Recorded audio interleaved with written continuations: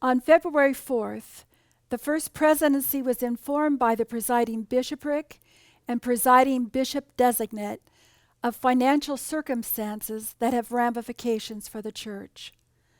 The World Church Leadership Council was informed soon after, as was the church's worldwide staff. On February 18th, the church was given the financial information on the Community of Christ website. And now, President Steve Veazey will personally share his insights with the church. Steve, I want to thank you personally on behalf of the church for taking this opportunity to share information and insights for the future of the church. So the first question is, please explain the situation and how and why we are where we are now. Well, I think my first response to that question would be to call people's attention to the official statements that have been released by the church, specifically the statement from Presiding Bishop Designate Stacy Cram, where she lays out in a very orderly fashion the different factors that have impacted our situation. From my perspective, it's a combination of factors. There's not any one factor you can point to and say that is the single reason we find ourselves in these circumstances. In a way, we would have to go all the way back to the era of Transformation 2000, which was very exciting for the church. We increased the number of full-time ministers dramatically based on pledges that had been received for a period of time. And once those pledges were finished, there was anticipation that church income through tithing would increase in response to the ministries that were being provided. Unfortunately, that didn't happen, although we tried to sustain those increased levels of ministers for a period of time. I think we would also have to look at the ongoing impact of the Great Recession that began officially in 2008 and continued for a number of years. In some ways, it's still having an impact on the global economy and also on church finances, including family incomes that have not returned to where they were before, and that's impacted giving in some areas. Specifically, as it's been explained to me, we have also been anticipating the development of a large tract of land in eastern Jackson County that was contributed to the church and bought by the church over a period of time as part of our vision of community development for the future. We've been anticipating that tract of land to begin to develop, which would produce significant income streams for the church. It's about over 3,000 acres, I think about 3,250 acres. But because of the slowdown in the economy and other reasons related to development, that has been delayed time and time again. And now we know it's not going to come as soon as we had hoped or projected. So we need to adjust to a new reality where we're not giving up on the development of that land. It'll still occur, but that's sometime in the future. Also, our endowments, we've been using a spending rate, which is how much income we receive from our endowments each year. And we use a spending rate to help determine that. In the economy since 2008, the spending rate has been too high.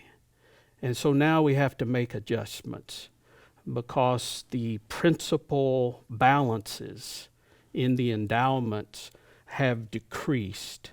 And so we need to stop spending from the endowments for a period of time in order to allow those principal amounts to recover. So all of this together was information that was made available when we asked the presiding bishopric not just to look at the budget we could sustain, but to really evaluate the financial strength of the church, especially in the face of possible economic stresses in the future. The global economy is very unpredictable, so we need to be especially wise and prudent in our decision making. And these decisions will help the church remain strong financially under any circumstances that we may face in the future. At least that's my understanding of the situation. How are you personally dealing with the information, the new information that you received? Well, I've always tried to be open and honest with the church. So I would have to say when I first received the information, I was surprised and shocked. I wasn't expecting it. I was frustrated. The human part of me was upset because I knew the impact that it would have in the life of the church and in the lives of some of our staff and on some of our plans for the future. So that's a whole range of human emotions that I experienced, disappointment. But also in the midst of that, I found determination to work with others now to find resolution of the problems that are before us. And deep down inside of me, because of my understanding and my testimony of the church and the gospel, I always have an abiding hope, I think as the New Testament calls it. And that is what always sustains me, even during difficult times. So it's mixed emotions. But I'm determined to fulfill my responsibilities, and I know that others are going to fulfill their responsibilities in order for the future of the church to be not just viable, but bright. What's your sense of how other leaders are experiencing this new news?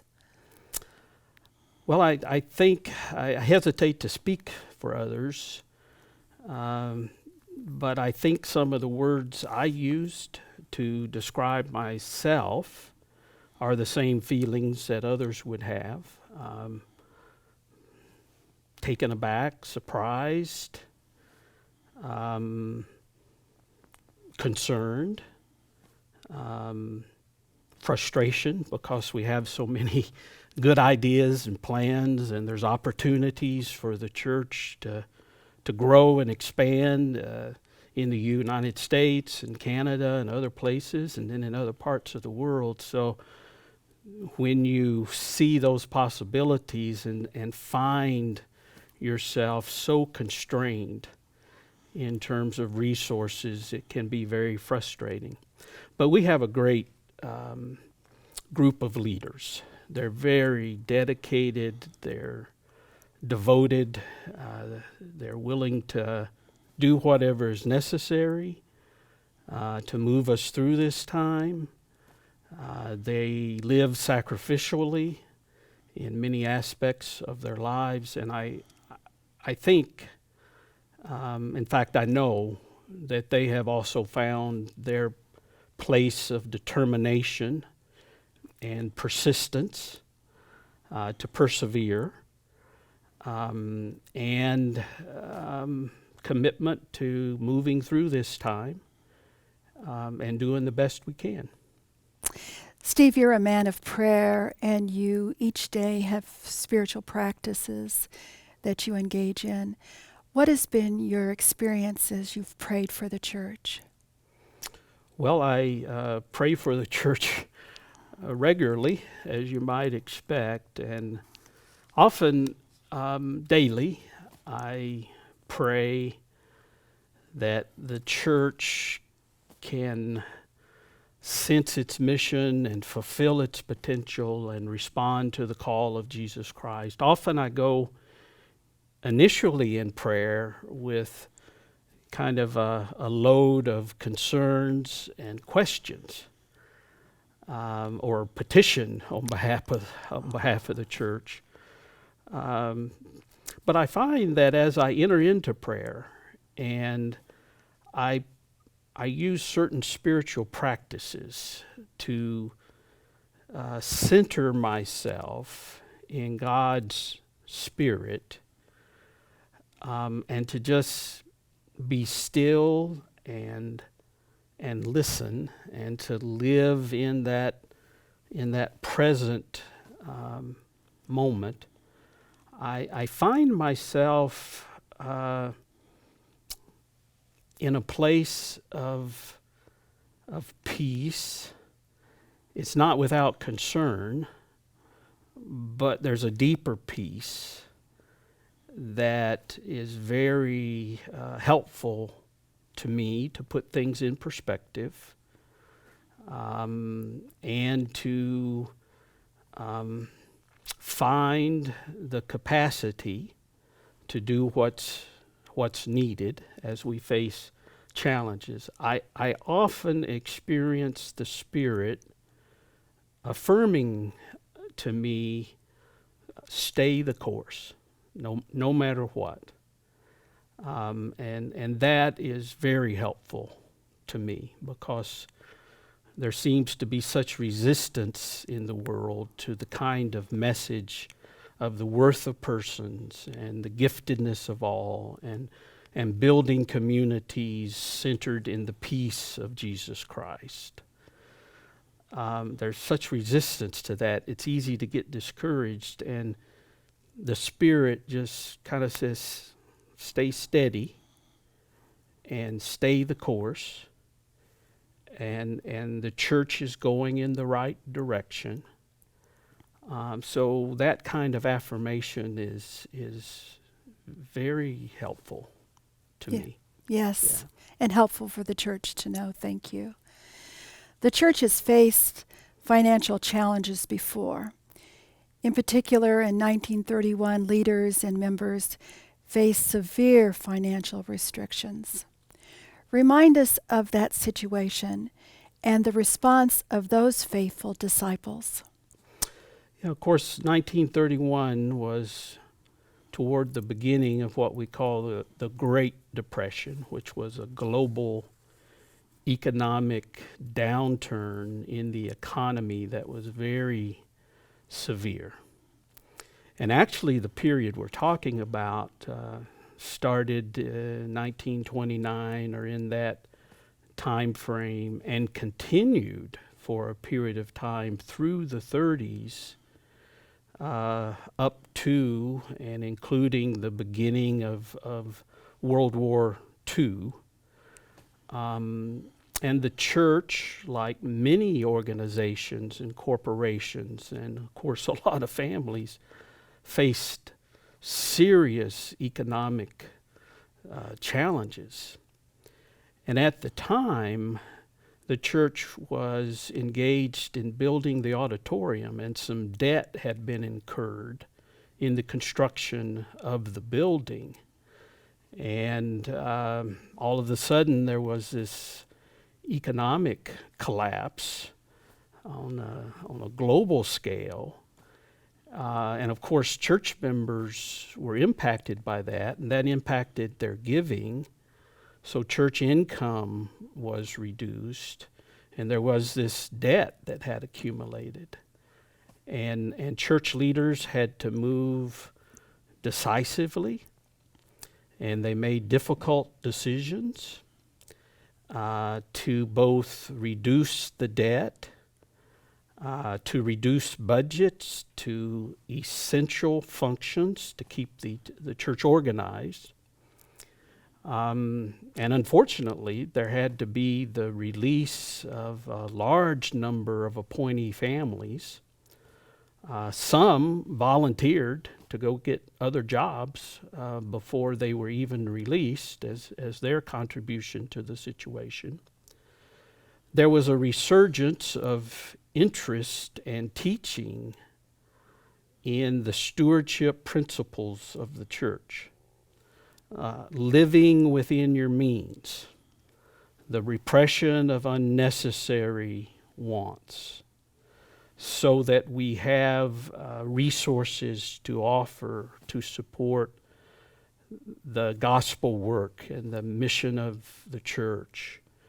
And so people disciplined themselves, and there were special offerings and fundraisers. And in the midst of all of this, the church discovered a sense of unity and togetherness that bridged some alienation that had happened in previous years over various church organizational issues. And the church really came together and found a way to meet the challenges and to overcome the challenges.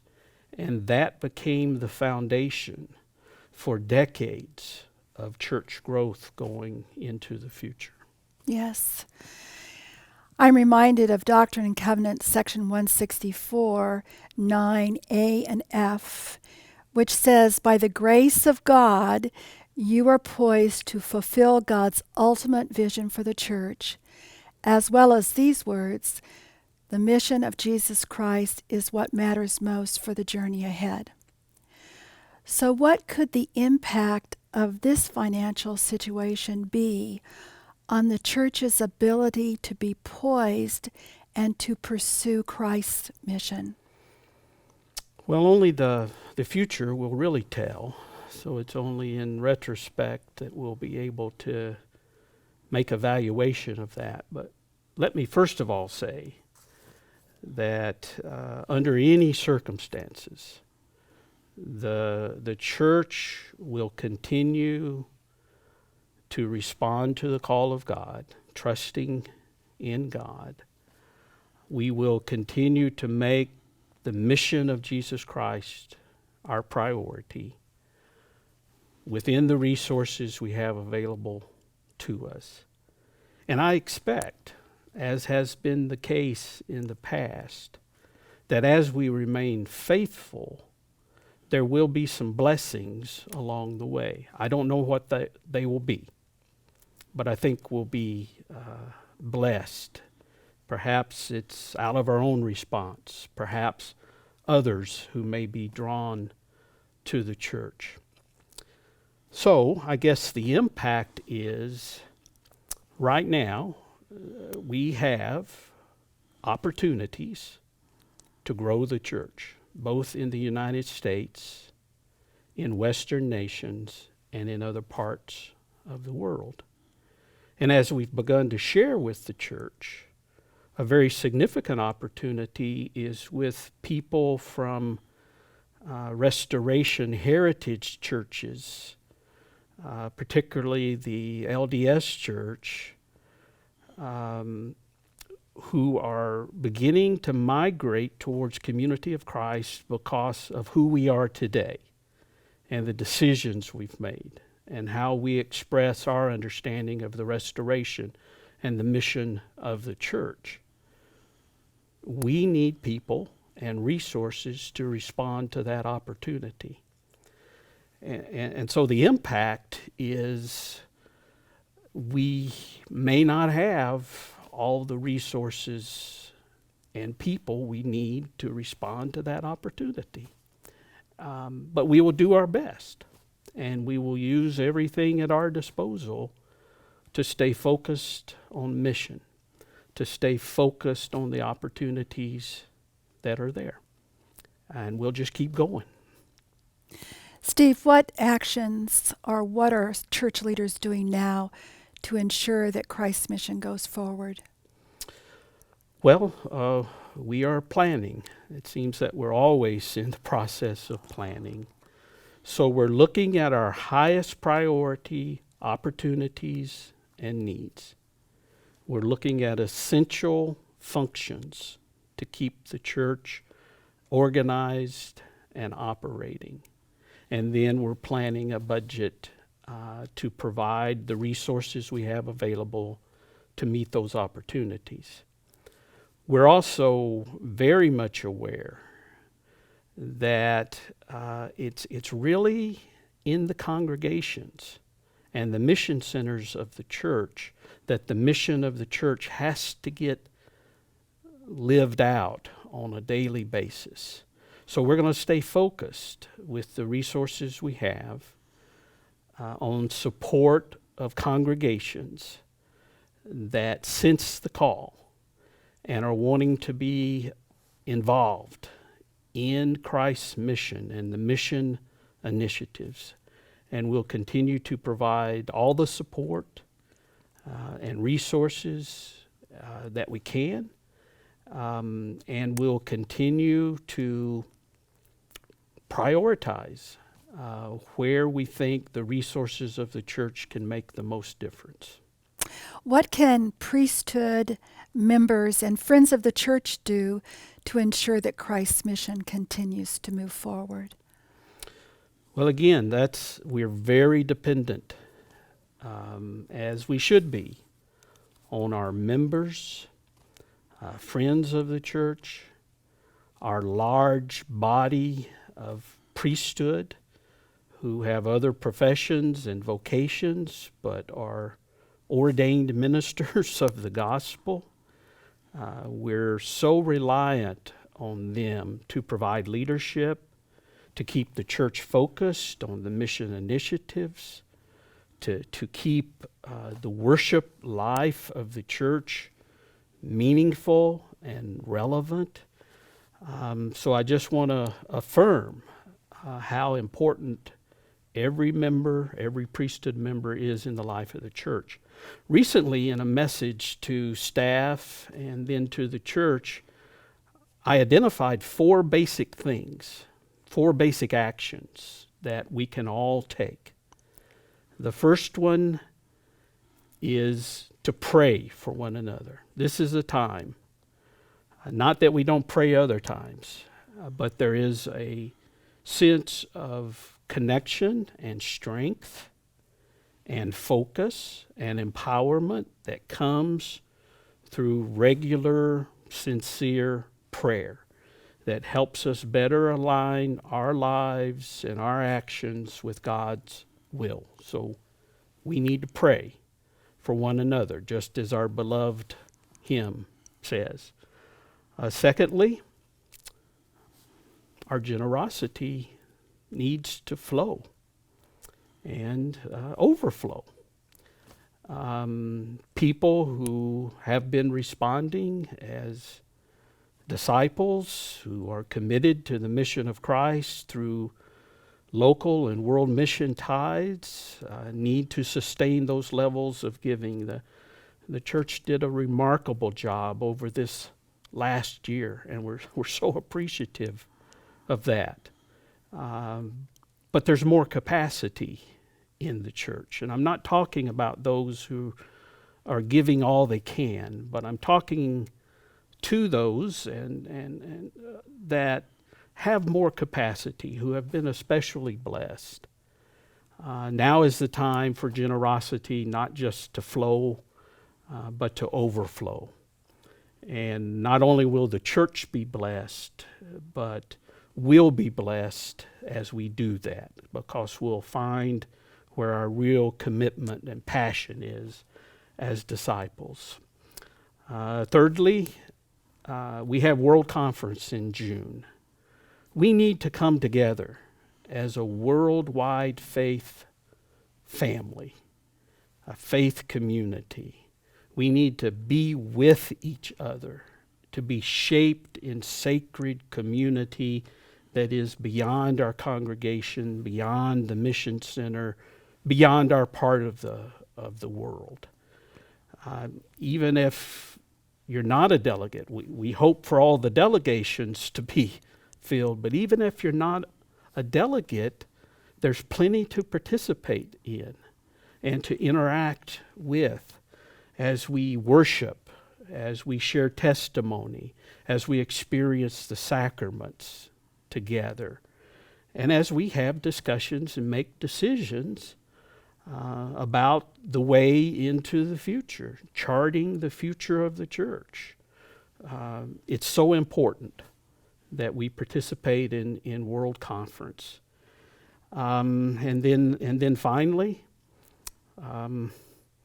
we need to keep reaching out, inviting, witnessing, encouraging people to discover the joy of the gospel in Jesus Christ and become disciples with us in Christ's mission. And that, again, not only blesses the church, that blesses people and that blesses the world. We need to keep making disciples of all ages. And so it comes down to evangelism, which we know we can do when we're focused on it. And so those four things, praying for each other, sharing generously, coming together at World Conference, because we'll be blessed in some powerful ways if we come together as a worldwide faith community, and then continuing to add to the number of disciples in the church who are truly committed to the mission of Jesus Christ and who will also become generous stewards. If we did those four basic things, we would see a remarkable transformation in the life of the church. Thank you, Steve, for making yourself vulnerable to the Holy Spirit, for your transparency and for your honesty, and especially for your Spirit-led leadership. Your prophetic voice points us to God's vision for the church and gives us hope for the journey ahead. We unite together in prayer, claiming the promises and the blessings of community and God's grace and generosity during challenging times. Our God is a faithful God. May we be the faithful people that God needs to help build the peaceable kingdom, even Zion. We're poised to fulfill God's ultimate vision for the church. We're committed to sharing our testimonies, witness, and invitation to those seeking a spiritual home. And we will respond and share our time, talent, and treasures to make real Christ's mission our mission.